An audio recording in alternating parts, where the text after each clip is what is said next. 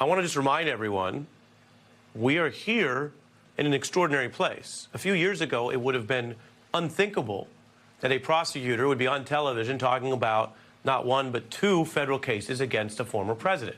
It had never happened before. So let's remember how we got here, because what started out with lawsuits turned ultimately into the insurrection in the 2020 plots. Some of them we've marked for you green or yellow because they were effectively legally allowed.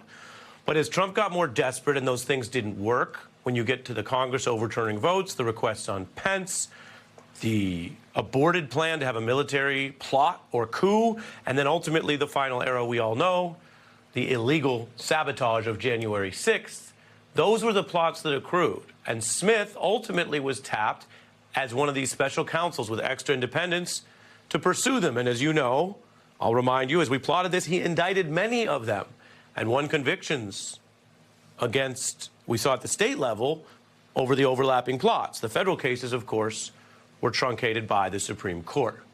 We all have had conversations about this era we're living through, what people do, journalists playing one role, people who are direct in politics playing another.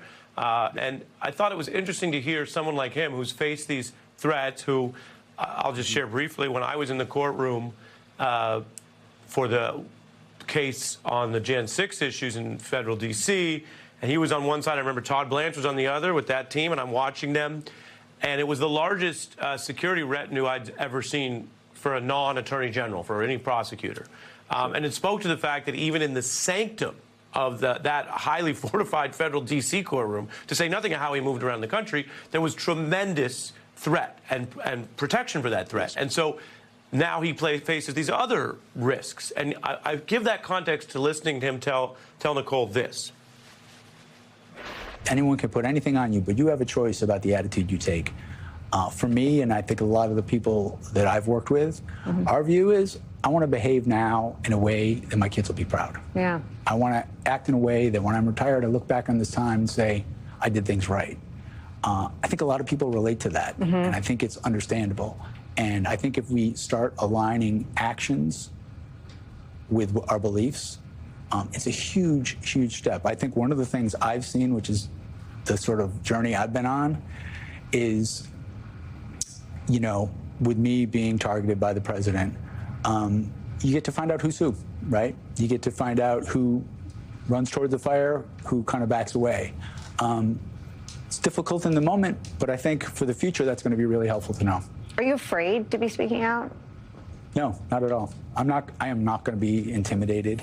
And there's no way in the world, if the thought was to go after me so that I wouldn't speak up about the corruption that's happening or speak up to defend these agents and prosecutors, that is a grave miscalculation. There is no way I'm going to be intimidated. Rick? Americans are desperate to see that kind of integrity in their government again.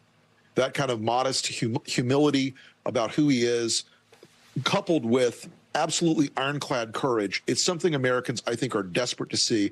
I think this is a really important interview for so many reasons, but that's probably the chief among them. Emily? You know, it's also important because it has still been relatively unusual for former prosecutors, former important Justice Department officials to speak up. And there's just an allergy, really, in the whole profession to being a media presence. You're just not supposed to do your work that way.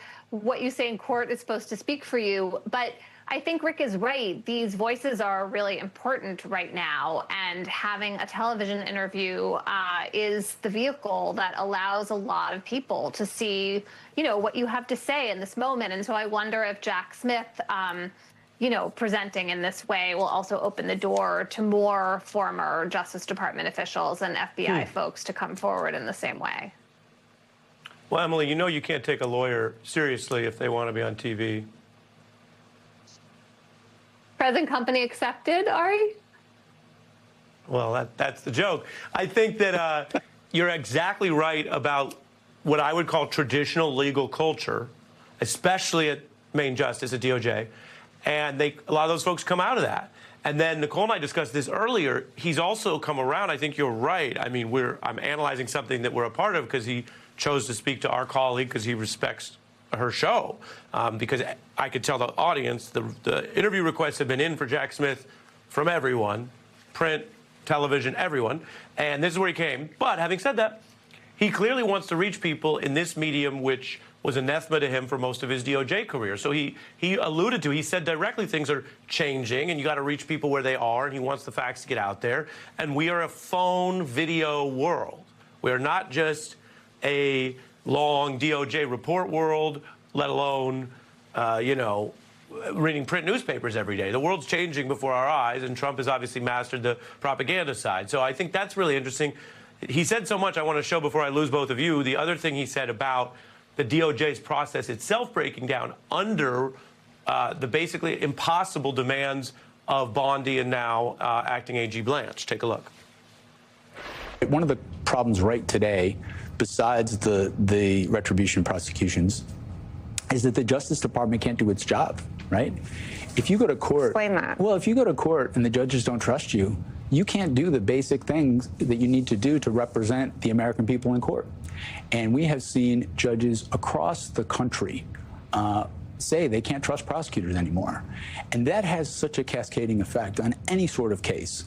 I can't count how many opinions, but one opinion like that in my career would have been seismic. People would not know what to do if a court said, trust that's been built over generations has been lost in days, right? And that's happening every day. And so regardless of what you think politically, they're just not effective at doing their job anymore. Emily, what's he getting at there?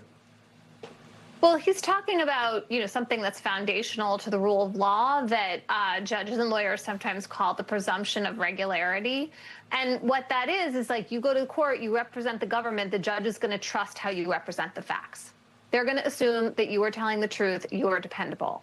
And Jack Smith is right. There have been a lot of judges throwing up their hands in court and saying, wait a second, Justice Department lawyer, you just told me something that's not true. I can see you redacted a grand jury transcript. You're basically trying to mislead me. Now what do I do? Because if I have to question everything the government presents in court, it's going to take a long time. It's going to change the whole way that we think about these cases and adjudicate them. It's a big gift to the defense in a lot of cases, but it really changes how court works for the government.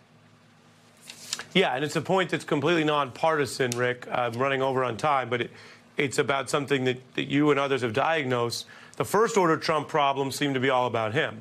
The second order are the decay of systems and institutions. It doesn't mean they're going right or left. It means they're actually just not working. Yeah, and I think what Smith said a couple of times during the interview was that there has to be a path to reform DOJ in a post-Trump era, and that's going to be a big challenge, and it will be, I think, getting back to that assumption of regularity, getting back to the assumption that the rule of law obtains universally inside the government is something that is going to take an awful lot of work, which Smith, I think, correctly identified in that interview.